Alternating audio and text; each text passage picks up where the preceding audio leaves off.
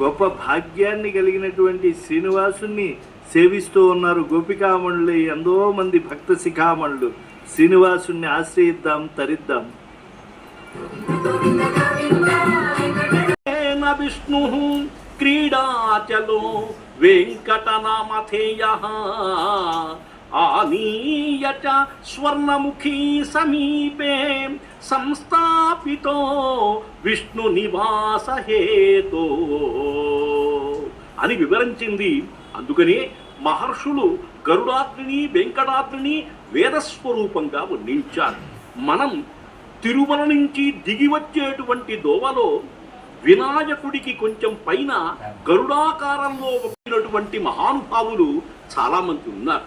దాంట్లో ఇప్పుడు ఒక్కసారి శ్రావణ శుద్ధ పంచమి గరుత్మంతుని యొక్క పుట్టినరోజు. ఇందుకు ప్రతీకగా ఆ రోజును గరుడ పంచమిగా జరుపుకోవటం మనం మానవాయితీగా చేస్తున్నాం. గరుత్మంతుణ్ణి అర్చించిన వారికి సర్పబాధల నుంచి విముక్తి కలుగుతుందని శాస్త్రాలు చెబుతున్నాయి.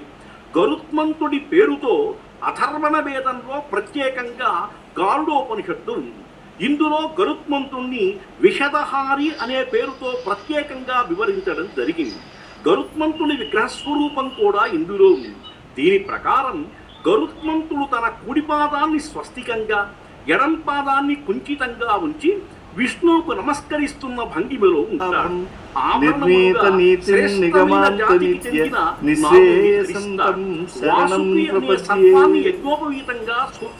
పవిత్రమైనటువంటి తిరుమల క్షేత్రంలో తమ జన్మ చరితార్థం చేసుకుంటున్నారు భక్తులు. నిత్య సత్య స్వరూపుడైనటువంటి శ్రీవారి కటాక్షమనేటువంటి వెలుగులో తమలోని అజ్ఞాన తమస్సును తొలగించుకోవాలని ఆకాంక్షిస్తూ ఉన్నారు. ఆర్తులు, పొడవైన బాహువులు, పెద్ద మూపు, వందచంద్రుల కంటి కలిగిన ముక్కుకలిగి ఉంటాడు. వెంకటరమణ స్వామిని ఆనందంగా ఆశ్రయిస్తూ ఉన్నారు. మునులకు, నిఖిల దేవతలకు, నిత్యముక్తులకు గోచరించే శ్రీనివాసుడు భక్త సులభుడై తిరుమలపై ఆనంద నిలయ విమాన రసికుడు ఉత్సవరాయుడై గరుడ వాహనంపై ఊరేగుతూ ఉంటే కళామాధ్యమంగా ఎంతమంది భక్త బృందాలు ఎన్ని క్షేత్రాల నుంచి ఇక్కడికి తరలి వచ్చి వివిధ విన్యాసాలను స్వామి